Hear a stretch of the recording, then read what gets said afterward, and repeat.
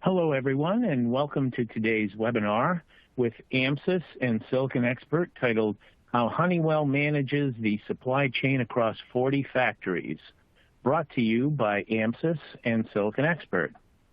I'm George Corralius, and I, along with Dwight Morse, will be your moderators today. We have just a few announcements before we begin. You can participate in today's Q&A session by asking questions at any time during this webinar. Just type your question into the Q&A text box and then click the Submit button. At this time, we recommend you disable your pop-up blockers. At the end of the webinar, we will ask you to complete our feedback form. Your feedback will provide us with valuable information on how we can improve future events. You can also launch the survey at any time by clicking on the red survey button at the bottom of the console.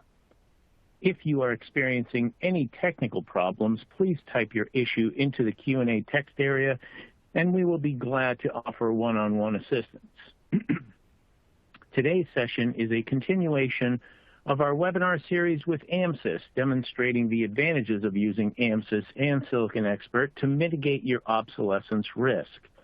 You can access previous webinars by going to the Knowledge Center page on the SiliconExpert website. The links are also available in the Resource tab of this webinar. So speaking today, we have Bjoern Bartels, Managing Director at AMSYS.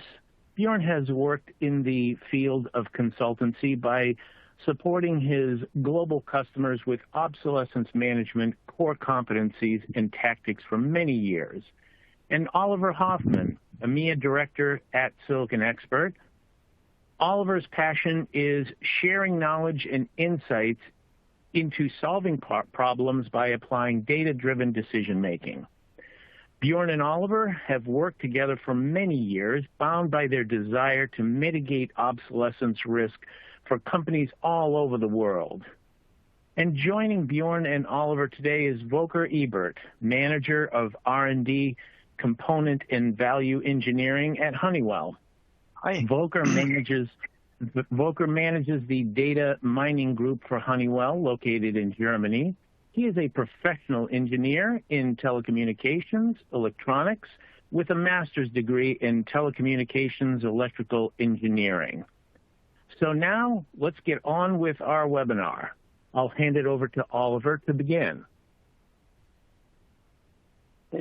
Thank you very much, George.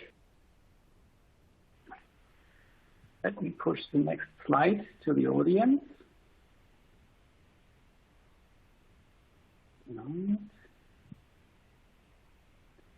George, if you don't mind, if you could push the first slide to the audience. This doesn't seem to be updating. There we go. So thank you, George, for the handover, and welcome everyone to our webinar. I'm Oliver Hoffmann. And just as a short summary of who we are, you might remember that SiliconExpert is the company that strongly believes and tries to bring to the world data-driven decision-making. We also believe that specialists know better, and we also believe that customers are always right, at least most of the time. That's why we have hired 400 electronics engineers who, for the last 2 decades, have been continuously searching for data about components. We grew this from originally electronic components to now including electromechanical and mechanical components, and special supportive materials. And this ended up in us having the world's biggest electronic and overall components database as such, with 15,000 manufacturers and 700 different product lines. It is continuously growing as one of the job descriptions, the key elements of what our 400 electronics engineers are doing on a daily basis is add data, check data, update, and then repeat. And since last year, 2020, the topic or the domain of supply chain has become more and more critical. That's a new dimension to what SiliconExpert used to be doing. And one of the 2 magic questions around supply chain is, where does the magic actually happen? We are becoming more interested in understanding where geographic risks are establishing as COVID, as earthquakes, as political, let's say, limiting situations, and for components and production, in order for us to understanding how our upstream suppliers might depend on regions that are not always included in what they call the country of origin. SiliconExpert is beginning efforts to collect data about other sites where the assembly, where the wafer test sites are located. And that, being summarized, should answer the question, where does the magic happen of my upstream suppliers? The next question about what is happening, not like where is it happening, but what is overall happening out there in the market, is where we are growing some mechanisms that are able to listen to the market. We call this insights, with which we are trying to report out if this has had an impact on the stock at the franchise distribution, if the price is going to be trending up or down, and if the lead time is going to be trending up or down.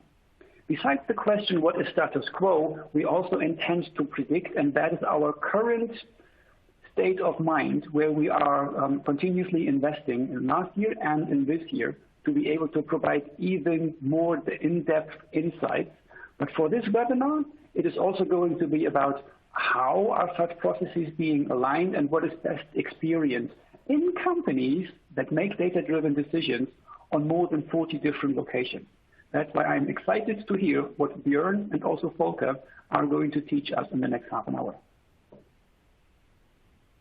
And I'm now handing over to Bjoern Bartels. Hey, Oliver. Thanks a lot. I mean, this is now our, as George already said, the fourth series of our webinars. I'm really happy to have Volker on board today as well. Just a few words about myself and my company. My whole professional career, I'm into the matter of obsolescence and obsolescence management. And so it kind of did end up that me and a colleague started AMSYS, our own company, back in 2013. We're really happy that we have a vast majority of customers from diverse verticals of the supply chain in different industries, coming from transportation over to the aerospace, military and space environment, energy, oil and gas, automotive, and all the like that are either producing or maintaining high capital intensive goods. Our expertise lays in, oh wonder, obsolescence and lifecycle management, plus also change and risk management. Our services usually do include, as we started off as a process consultancy back in the days, in workshops and trainings, we do audits and studies to come up with best-in-class reactive as well as proactive and even strategic approaches to supply chain bottlenecks and discontinuations. And we can even take over management approaches for a specified term when it comes to interim management. Over the years, a couple of products have evolved. One is the largest exchange portal on the matter of supply chain and obsolescence within the transportation industry, where individuals change their knowledge, find solutions to mutual problems, and we are really happy to host this one. Plus also our major application, the lifecycle management client, where we'll talk about in a minute. And we also, especially me as having been the German spokesman of the IEC 62402 revision, really focusing on how information crosses the overall supply chain. We're also really focusing on digital product change and discontinuation management. Just a few words on our application. Our application is called the Life Cycle Management, short LCM client. It is a web-based application that can either be hosted on a dedicated server that we provide or at our customers' own premises. on their server environment, where we usually map individual process flows with responsibilities tailored to our customers' needs. This application does consist out of 2 modules, where I will talk about in a few seconds about. However, you see on the left side that we do offer interfaces, direct interfaces for our customers into their supply chain, to their manufacturers and suppliers, to get up-to-date information directly from their supply chain on product change and discontinuance notices. And for sure, we are a heavy user of SiliconExpert data directly integrated into our application, where we use these intelligence, as Oliver just said, to actually do all the forecasting and find alternative components, actual lead times, that is getting more and more important in these days. However, we do combine this with internal data of our customers coming from their ERP or PLM systems when it comes to item usages, demands, current stock levels, inventories, and so on, and for sure other internal databases that usually exist at our customer base. The overall lifecycle management client does consist out of 2 modules. One is the risk management module. It's the pure proactive approach to obsolescence and obsolescence management, where we do IEC 62402 obsolescence management standard conformant risk analyses using the SiliconExpert data in combination with the internal data of our customers, plus the second module, the obsolescence management module that is then targeting the reactive approach when it comes to a case management. And this module guides our customer base through the overall process from a problem up to finding the perfect solution to their individual problems.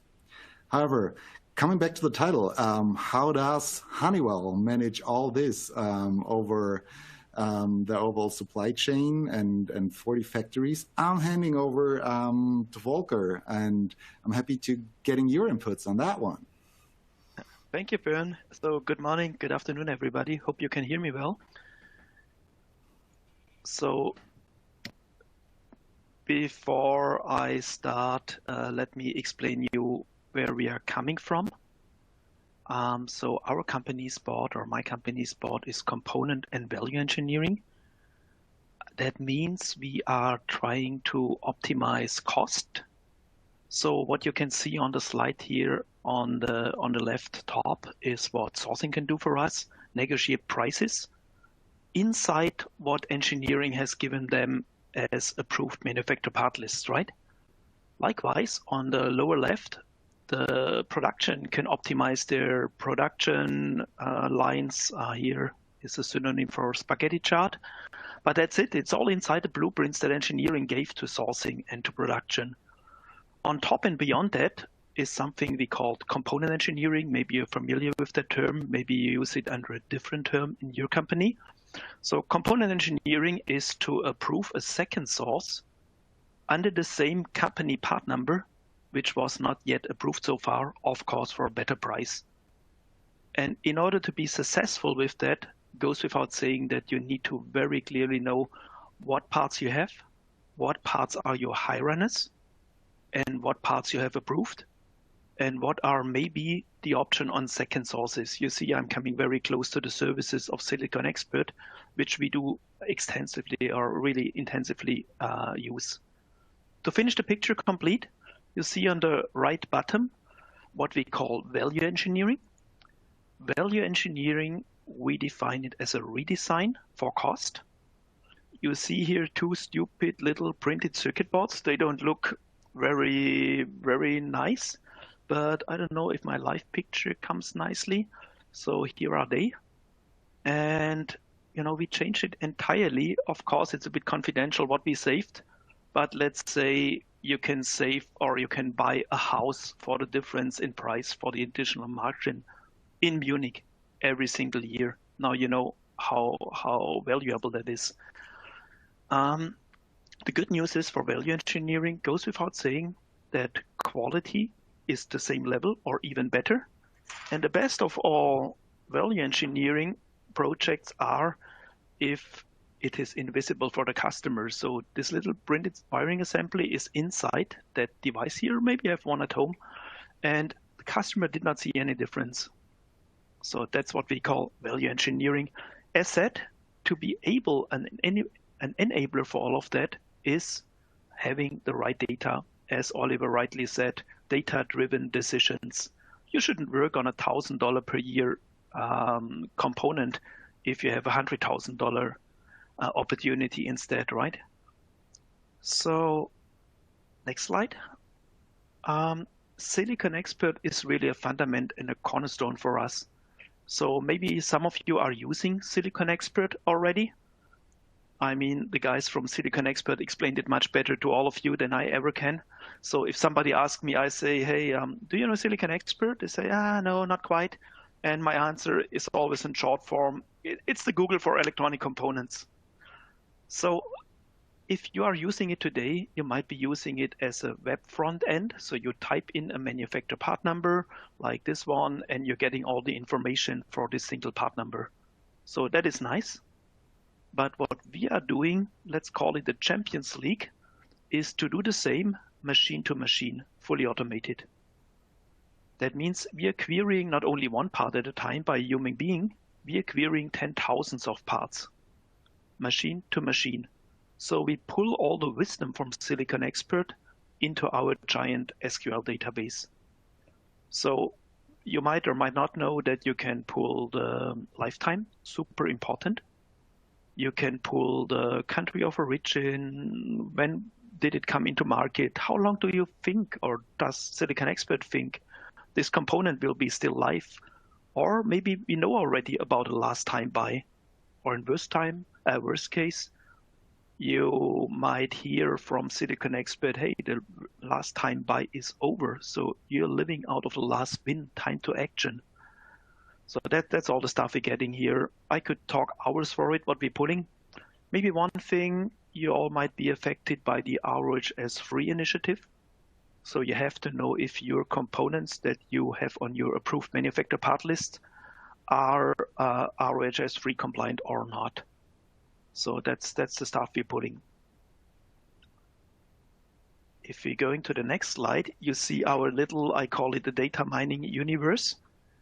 As said, we are pulling 100,000s of parts that we purchase. The second cornerstone to have is the approved manufacturer part list. So if you have a company part number XYZ, which parts are allowed to be purchased through sourcing? Is it one part, sole sourced? Is it many? Multi-sourced? Whatever. What I got from various people here on the call also, if you're starting that endeavor, you might not find all of your approved manufacturing parts list super precisely and super correctly written. I would be surprised if you have a hit rate above 50%. Oliver, Bjoern, you once said you never saw anything beyond 70%, right? Yes, usually with our customer base, and so we start implementing our application. First problem is data cleaning and so on, getting rid of, I don't know, decades of data that was in the system and so on, and getting them right and so on. But hey, let's keep that for the discussion later on. Yeah, here we go. So don't be disappointed if you don't have a high hit rate. It's not SiliconExpert's fault. It's the history of maybe 30 years or whatever. We are having our manufacturer correction lists and the individual correction lists. And of course, SiliconExpert helped us on that quite a bit also. There are also specialists in saying, hey, this number looks wrong, but did you mean this other number? So that was very, very useful. In addition, we are pulling all the bill of materials from all the 40 factories. These are millions of records. And we are pulling all the finished goods from all our 40 plus factories. These are 150,000 records roughly. So you can picture it as a kind of a mini SAP. And once it's in this 100 gigabyte, and I'm not kidding, 100 gigabyte SQL database, the output to information is relatively easy. So as said, we're helping sourcing as well as production with our entire list of purchased components, so you can see on your fingertips immediately, is that a sole sourced component, that Honeywell part number? Is it multi-sourced? And if one part goes obsolete, do we have alternatives, or is that the last one?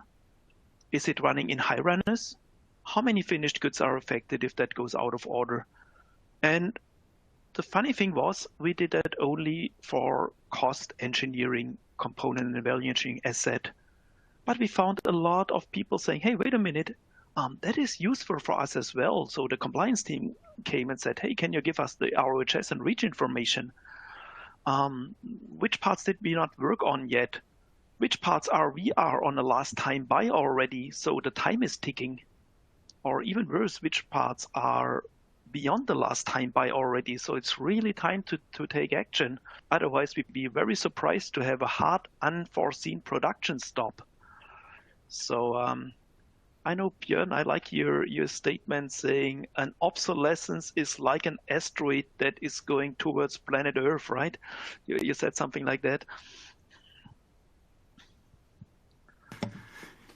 I did, actually, to combine the likelihood that the asteroid might hit the Earth in combination with what impact that asteroid might be on my individual company. That's usually the question we ask our customers when it comes to methodologies and processes. You're recognizing correctly, yeah.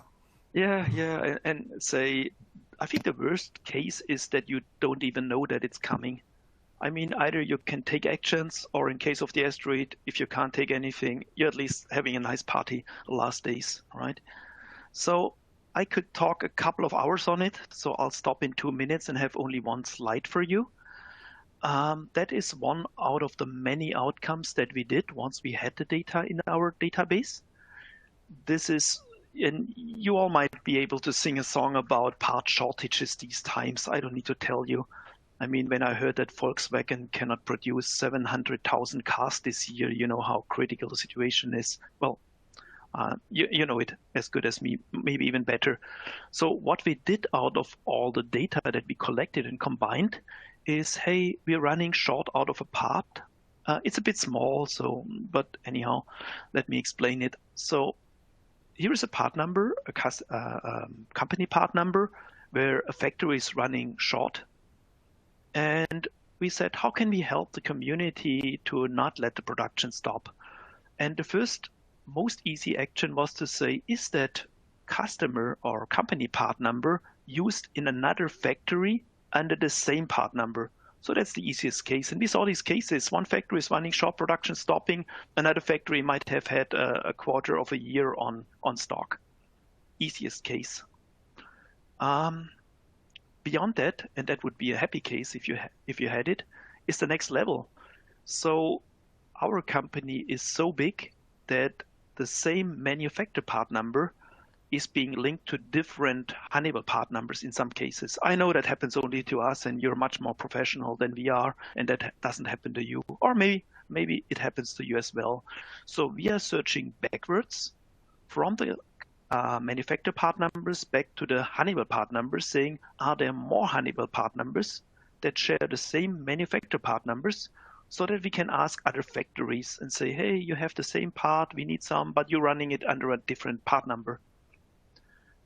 The next level, if you're not successful in that one, is saying, hey, did another entity, another business group, have more manufacturer part numbers approved than this original one in trouble? And the likelihood is really big that if this other company approved, I don't know, AVX on top of Panasonic, it's very likely that Panasonic parts and the AVX parts are doing the very same job. So it could be an exceptional acceptance, we call it deviation, to use that part as well. Of course, you need to have engineering's blessing. The next level is, and that's one of the beauties of SiliconExpert, they're proposing second sources with different grading. So that's more to Oliver to explain that in detail, but I like the proposals that SiliconExpert gave me, saying, hey, here's a part, we think it does pretty much the same job, the same form, fit, function. Don't care, it's just a drop-in replacement. Or if it's an upgrade or downgrade, I'll get that information. And last not least, we are giving sourcing the chance to say, MEP stands for manufacturing part number, by the way. So we're having two columns here. Column 1 said, hey, here are all the manufacturer part numbers that are approved already today. Does SiliconExpert see any stock on the market, on the distributor, wherever? So that's online data that we pull. It's not outdated, it's really online. That's this live connection I mentioned earlier. Or, hey, here are manufacturer parts that are not yet approved, but we think as to the approvals of other factories or as to the wisdom of SiliconExpert that it has a fair chance to be approved. So if you see a high stock, you go to engineering, say, hey, engineering, we're running out of parts, production standing still, but we see a good stock in Chemet. We think it can do the job. Please give me your green light. So these are the, so to speak, 4 levels of help we offer. Of course, we can't do wonders, but we think it's really helpful. And that's all, as Oliver correctly said, a data-driven decision, and it saves people a hell of work. Last not least, real quick one about me. So as said, I'm doing that component and value engineering thing since 2007. I'm doing that data mining thing since 2015. And I'm giving that presentation, of course, because I like, but also because I will be a full-time consultant from 2022 on. In other words, if you like to make me happy, just call me. And if you like my experience, you can hire me as a consultant. So I started a webpage called vece-consulting.com. That's about it. Thank you for listening. That's great. Thank you. Thank you, Volker, for taking us through how you've done that at Honeywell. What I'd like to remind people at this point is if you have a question, please feel free to add your question to the Q&A portion of the webinar. You can find that box over to the right of your screen, and you can just type in your question, and that way we can answer these questions. We've had a few that have come in already. I wanted to start with one that came in from Vladimir. He's asking you, Volker, how you or what tool you use to keep the approved manufacturing list, if that's in your PDM or SAP or how that comes in. Yes, of course. In order to know, hey, what is sourcing allowed to purchase, you need this approved manufacturer part list. And the source of truth in our company is a PDM system. So it could be partly inside SAP in your company. For us, it's a different PDM system, something like Teamcenter, Enovia, Agile. One of you might have it. Okay, great. Thank you. So what you're doing then is you're pretty much normalizing all of this data into the SQL database that you showed before. Correct. So you take information that comes from the PDM, from SAP, and also from SiliconExpert, and bring that into your own database where you're able to figure out or to share the information, and people can act on the information that you brought there. Absolutely correct. You know, honestly, in 2015 we started with an Excel sheet. To be honest, it took 40 hours to run the Visual Basic to digest it all, and then we hired a great guy who is doing that all in SQL, and the same stuff took 15 minutes. And so it grew and grew, and I'm not kidding when I said it's now a size of 100 gigabytes. So SQL database, they're really, they digest everything you give them. And that's really a real powerful machine. So the information that you bring in from the SiliconExpert database, then you do that through the public API? Yes, that's correct. So, you know, we started small. We said, hey, give me the life cycle. That's the most important thing. Then came the compliance people and said, don't you have the ROHS compliance? I said, yeah, well, if you pay me beer, I could pull that in addition. And so it grew and grew, and we were pulling more and more stuff from SiliconExpert, like country of origin, crosses and second sources, stuff like that. So it's really it really grew, and it's still growing. That's great. Thank you. There's another question. What is the level of complexity when you're talking about the 40 different sites or the factories, how does that level of complexity affect your value engineering? So it's complex, yes, that's right, but it's also a chance because it happens in such a big company that sometimes you're purchasing the same thing for different prices under different company part numbers. So complexity is not only a threat, it's also an opportunity. And once you went out of one single factory, I started in fact with one factory only, and you go into 2, 20, 40 factories, it doesn't make a big difference any longer. And it forces you to act professionally and efficiently. So it's not so much complex and complicated, but it's really a chance and opportunity. So don't be frightened about big data. It's really fun. You need to say, hey, big data is never precise science. So if you have hundred thousands of parts, not each single of them is correct, but I'm more than happy if 95% are correct. So don't give up on big data. It's just SQL. And if I might add something here, I mean, what I usually take out of the pretty much regular, nearly weekly talks I have with Volker actually, and we had over the last weeks and so on. It goes down to really having correct data and combining data that is readily available there through SiliconExpert and through their API. What we integrated in our lifecycle management client as well. And it's then, first of all, like first step will be like having really correct data when it comes to data cleaning and so on, and the portion that you hit first in the first instance. And then on the other end, it comes to how to digest the data. Volker, you kind of said it pretty good, because in the end, having all the data is maybe not what you want. I mean, it's necessary in the first place, but the second question then usually is, okay, how can I transform all this data into valuable information where I can take decisions on and actually do the job of good value engineering, what you're a professional in.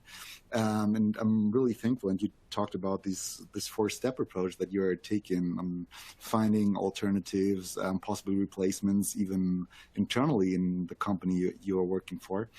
Actually, we learned some of you as well, and having this integrated in our application, the lifecycle management client, that's always the thing. So it comes to data, digesting the data, making information out of that, plus then in the end, take decisions based on these informations, because there are some companies out there that are really afraid of taking decisions in the end. Oh, yes. Yeah, that's interesting. Yes. So what I hear you saying is that, don't be afraid of it being overly complex, that the more information that you have in your system, the more likely it is that you have the information that you need. Yep. Right, and it's just a matter of making sure that you can get to that information in a reasonable manner, so that you can make decisions based on it. That's great. Exactly. There's another question actually that comes along with that from Jim, and what he's asking is, with all the issues caused by the pandemic, and this is probably something for you, Oliver, how often are the lead times adjusted in SiliconExpert? So the lead times is, besides price and stock, something that SiliconExpert receives on a regular basis from about 70 different franchise distributors. The updates are set up to be received approximately every 2 business days. Some of the synchronizations are happening more frequently, as in daily. Sometimes it takes a week to update. And these snapshots of how price, stock, and lead time are being reported are being summarized in what we call the diagrams for either budgetary prices and or minimum and maximum lead times. This chart is going to show you the average snapshots on a bi-weekly basis, kind of like every 10 to 14 days. The minimum and average lead time is going to be recalculated, and it is going to be displayed in a chart that clearly shows you if min and maximum lead time are continuously increasing or decreasing, or if there are other upside-down behaviors over time. But it is visually represented on part level, And in other supply chain modules of ours, this is also being visualized for complete bill of material. But update frequency is visible every 10 to 15 days. So there's a couple of levels to that too, right, Oliver? I mean, there's a vast database as far as SiliconExpert is concerned. But there's also what we do with the information that's in that database. And then there are other pieces that are brought in. So for instance, scanning, we might have a system set up with a supplier where we can get information on a regular basis and bring that in programmatically. But we also have a way to go out and search the web for news that may affect some of these components that are in the database.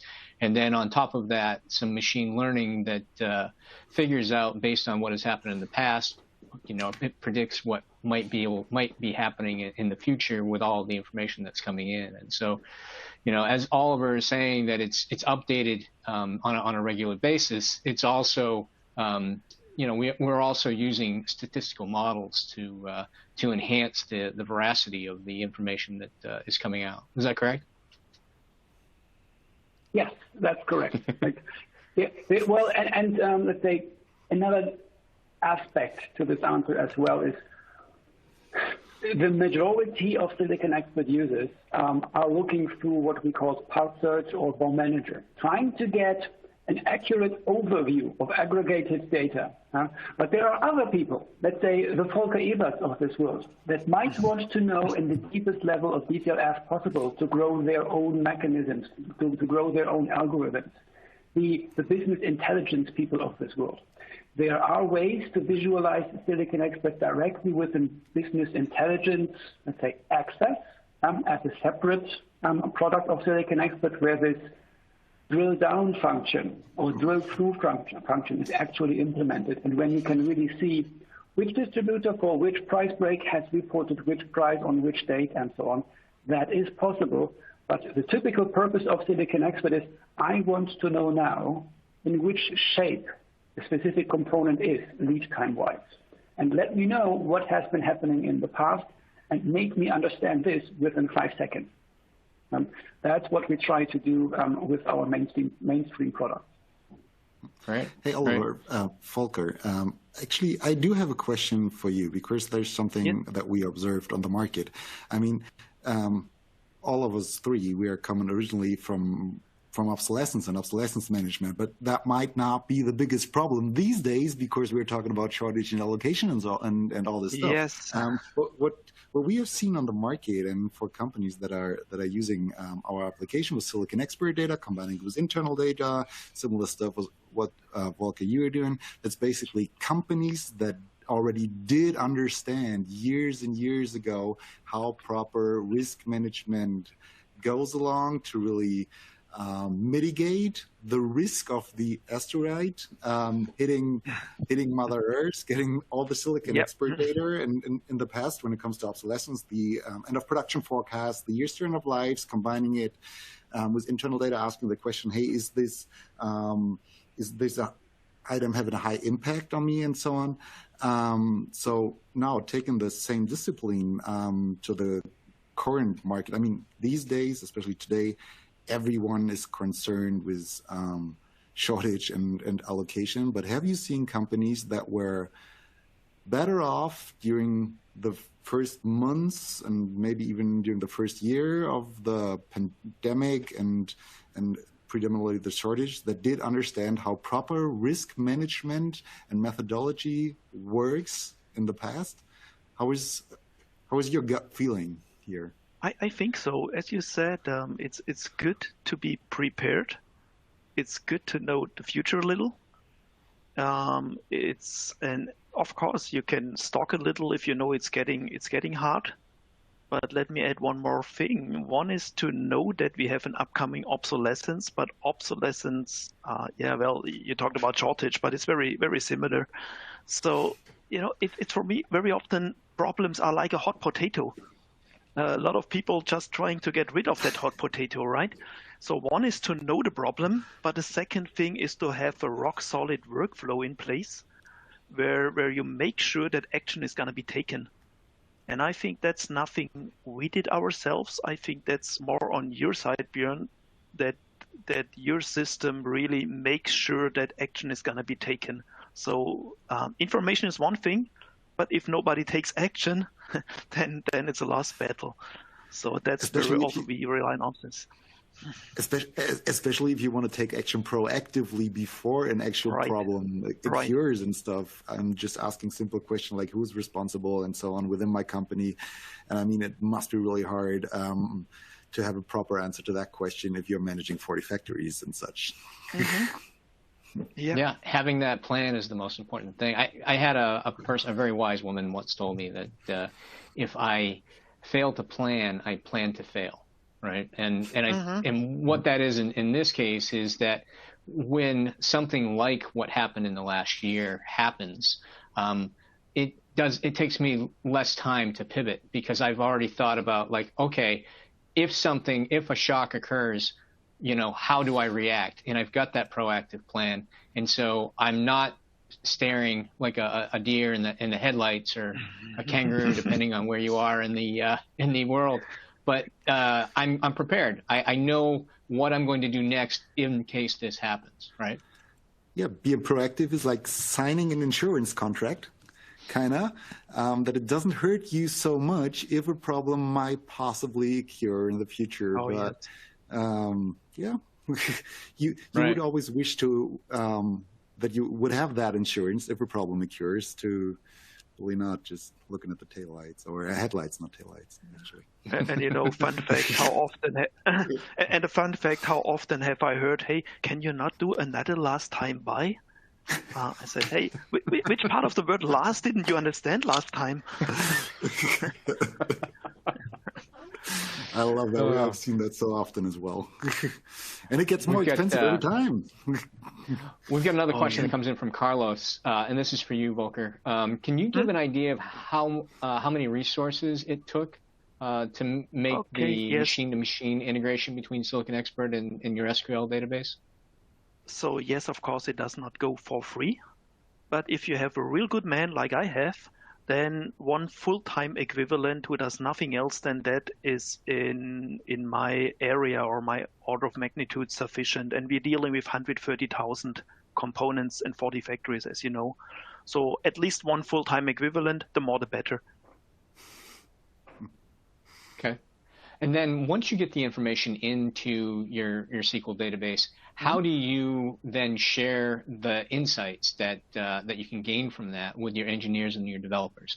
Are they reports? Are they connected to the ECAD systems, or how is that? All of that, yeah. All of that, yeah. It's kind of funny. We started by saying, hey, not everybody who is a good engineer is a good SQL reader, right? Nobody knows, or only a few people know how to read SQL, but everybody of us is able to read an Excel sheet, right? And so we made a one-stop shop Excel sheet, which is really a monster, but it contains it all. And then people said, hey, can I get that back into our Mentor design system? So we made a little interface to the Mentor system in addition, so that people who are making new designs don't pick old parts or don't pick sole sourced parts. That came all over time. If you have a success story somewhere in the company, people come and knock at your door. And then we had made an Excel sheet which is connected to SQL, and it has maybe 10 different functions meanwhile. It said, hey, here's a part number, which finished goods are affected. Here's a bill of material, which of them are containing components which are not ROHS compliant. So it came over time. It's a little like hearing the voice of customer and just implementing it as they want. So long story short is Excel sheets, online tools, back into the Mentor systems, all of that kind. Once it's in the SQL, the rest is relatively easy. But Volker, maybe we agree to disagree here.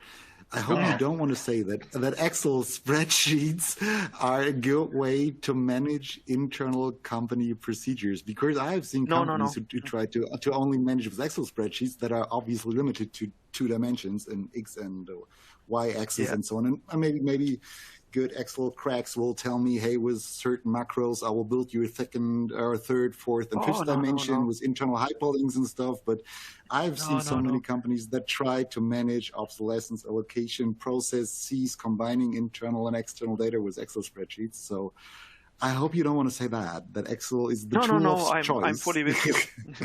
I'm fully with you. So all the stuff is managed in SQL, and the downloads into Excel just is to come to our customer's world, so to speak, say reports. But the source of truth for us is in the SQLs. No, you're right. We started actually in 2015 with Excel sheets and went to be far too big real quick. Yeah. This is what we see as well. It's good to start with Excel spreadsheets and so on to just get the first idea, but really having Excel as the tool of choice on a day-to-day work is actually not gonna work, and so on. Still, some companies are trying and stuff. Having reports and so on, this is what we implemented as well, because people like reports most predominantly in 3 colors, like traffic lights, because this is what management still understands and stuff and so on. You can do this in Excel, but management should be done in a centralized database. Yeah, well, without saying that our sorry, go ahead. No, I was just going to say, I think that you have to meet people where they are, right? Volker, that's what you're doing, is you're saying that, okay, I've got all this great data. How do I get it to the people, and how do I get them to receive it? Well, I've got to get it to them in a way that they understand, that they're familiar with. Everybody's familiar with Excel, so I'll start there. Did you have any problems getting people on board with what you had done and providing information? Were there still people that were going other places for information? Well, it depends. I mean, if you like to know the real truth, some people go into SAP directly, and that's okay. But it was almost the other way around, that people are not familiar with a CS13 transaction in SAP to get the parts, with how to open the PDM system number 4 to get the approved manufacturer part list, and so on, because we are meanwhile pulling around about 27 sources. So it almost went viral that people said, hey, wait a minute, here is something that combines that all in one single Excel sheet. I know how to open it, and I have it all in one.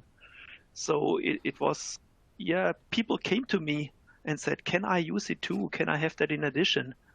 But say there's nothing wrong if people look somewhere else in addition. We don't make SAP useless, but I saw in the meanwhile, I got a distribution list of my information on hundreds of people. That's interesting. Thank you. We have another question that came in from Kelly. And what she's looking for, or I'm not even sure. What Kelly is looking for is whether the data that you have in your architecture helps you out with skip compliance. Oh, skip compliance, honestly, we are just about to start with it. Maybe I can hand that over to Bjoern. He is maybe more familiar with how to deal with skip. I mean, all the data in the end comes from SiliconExpert that we are using. So Oliver, you take it away just after I'm done, where the data is coming from. But yeah, sure. Going away from obsolescence allocation and so on, and us providing life cycle management system, reach compliance and having the right reports that can be more or less automatically still manually updated into the European skip database actually is becoming a hassle. We have built our own modules to generate the skip reports and so on, but in the end it comes to write data as well, and you need accounts at the ECA and stuff. So whatever software application you're using in the end, you do need to understand the regulations itself and what it brings and how you can fulfill these regulations. So it's more or less a process question, because software-wise it can be done as long as you have the good data. So Oliver, you take it from here, please, where the data is coming from. So data-wise, there is the challenge to identify the combination of part number and manufacturer name so that SiliconExpert can provide data. If we assume that a component is identifiable through the combination of part number and manufacturer name, There's a very high likelihood that SiliconExpert has the ROHS status already in. Should be for like more than 95% of the product BOMs that I typically see. And when data might be missing as the full material declaration, so that it can be registered as the once an article, always an article rule. That's data that SiliconExpert researches on behalf, sometimes in professional services projects.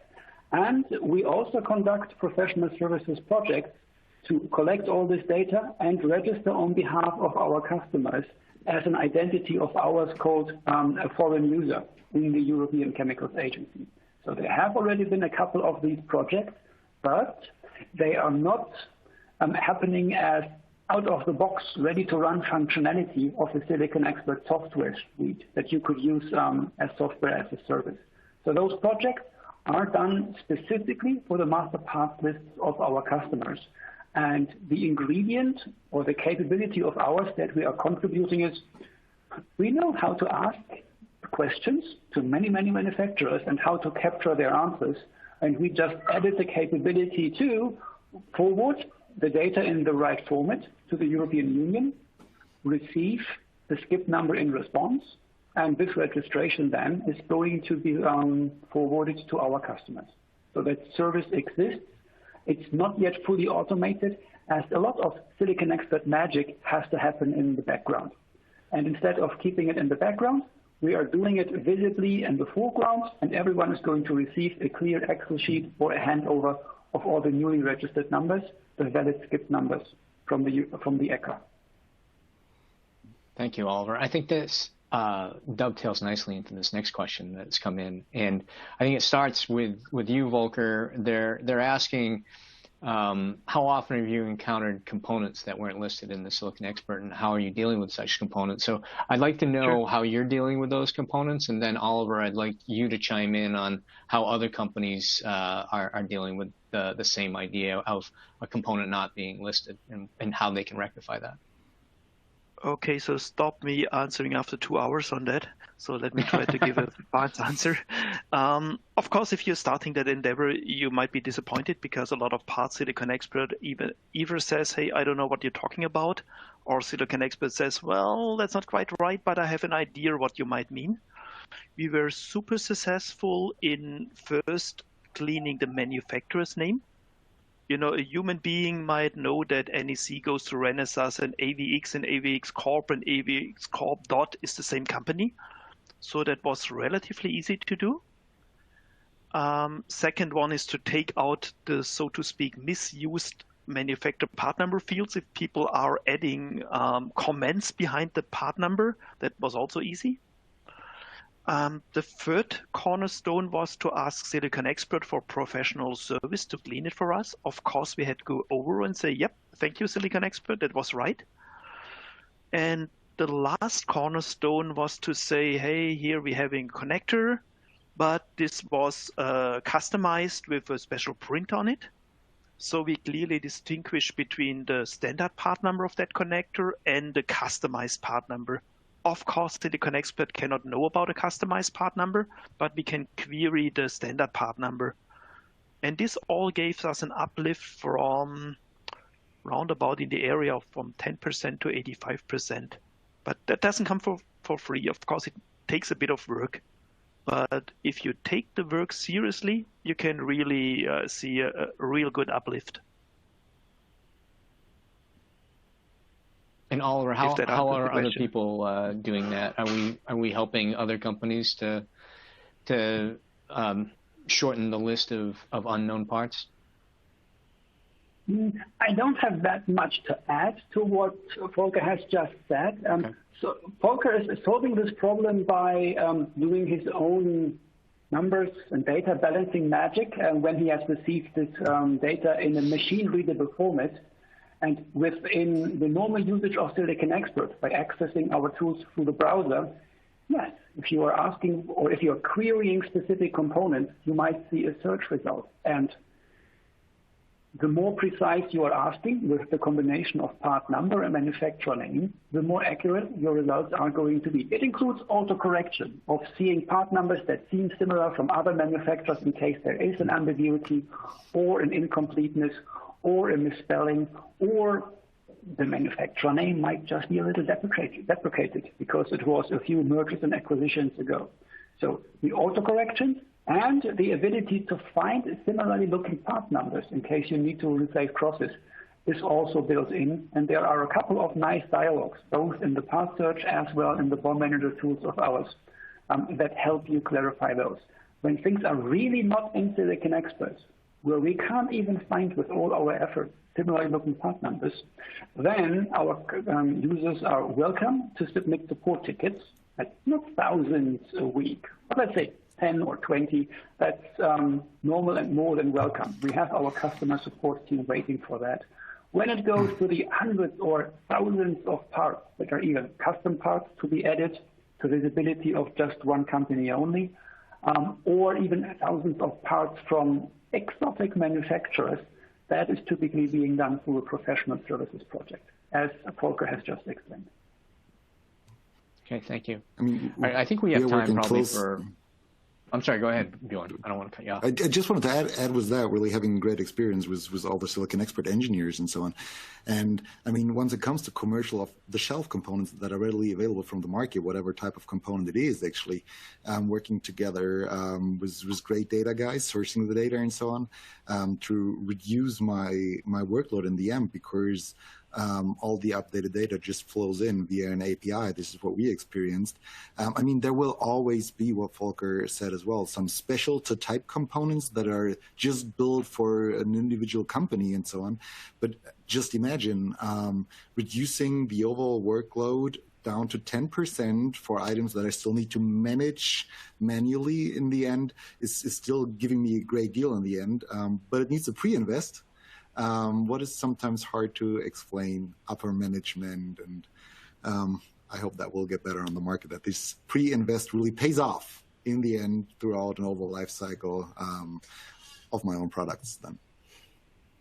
And that's a good segue too, because the last question that's come in is about that payoff. Obviously, Volker, you've gone through a lot of trouble to normalize all of this information, to bring it into an SQL database, to take that SQL database and bring that information into Excel spreadsheets where people can consume it and make good decisions. So I'm guessing that you're happy that you put the effort in. What the question is what kind of return did you get from doing what you've done? I don't know if that's the shortened lead times, there's less downtime for your manufacturing, or if you're paying less money for the components. What kinds of benefits did you gain from getting all this information and basically benefiting from having it all in one place? Say, of course, it's a bit confidential, but say component engineering, let me answer this way. I'm about to write a book, not kidding, that says what is component and value engineering and why is it more profitable than dealing with drugs? I hope that gives you a good answer. So it's really beneficial. All right. Well, I guess we'll look for your book, Volker. That's great. Yep. All right.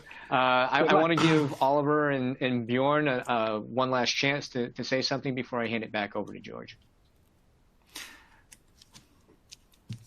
Last thoughts, Bjoern. Or no, I said I'm the bad guy. Go ahead. Oliver goes next. I was really looking forward to hearing how Volker summarizes his experience, because he, for me, is the business intelligence guru, and he's the first one who has done this magic outside of SiliconExpert tools itself, just based on data. And therefore, I am also someone that is curious to be working with Volker in the future, as he has offered his consulting expertise. I am going to drill a hole into your brain, just in case. Thank you, Volker. Absolutely. You're welcome. Kind of same applies to me, certainly. AMSYS, especially with our lifecycle management client, we will keep on dealing with the SiliconExpert data in the future as well. Volker already gave me pretty good impulses how we can incorporate his ideas in our application, and we're still in touch with Honeywell and so on. Looking forward, keeping in touch with you, Volker, as well. Maybe also drilling holes, but learning from your experience. And I can just encourage everyone who joined today or who will see it later, get in touch with SiliconExpert on data, or Volker with his knowledge, or us if it comes to processes and automation of these. Yeah, Volker, I'll give you the last say, word before handing it back over. Oh my God. So yeah, let's say the fundament of it all, what we did, I mean, it's not rocket science. Everybody can do it sooner or later, and I'm more than happy to help you. But the fundament of it all was to have good data, which we got in SiliconExpert. And I don't say that because somebody pays me beer for that. I'm really convinced about. All right, George, you want to end us? I'll hand it back to you. Sure thing. Thank you, Dwight, Volker, Bjoern, Oliver. Wow, thanks for the great information and discussion. That was another fantastic session. So for more information related to today's webinar, please visit any of the resource links that we have available in the green folder icon at the bottom of the screen. And for all of you to know that within the next 24 hours, you will receive a personalized follow-up email with details and a link to today's presentation on demand. So thank you for attending today's webinar with AMSYS and SiliconExpert titled How Honeywell Manages the Supply Chain Across 40 Factories, brought to you by AMSYS and SiliconExpert. This webinar is copyright 2021 by SiliconExpert. Presentation materials are owned by or copyrighted by SiliconExpert and AMSYS, and the speakers are solely responsible for their content and opinions. On behalf of our guests, AMSYS and SiliconExpert, I'm George Corralius. Thanks for your time, and have a great day.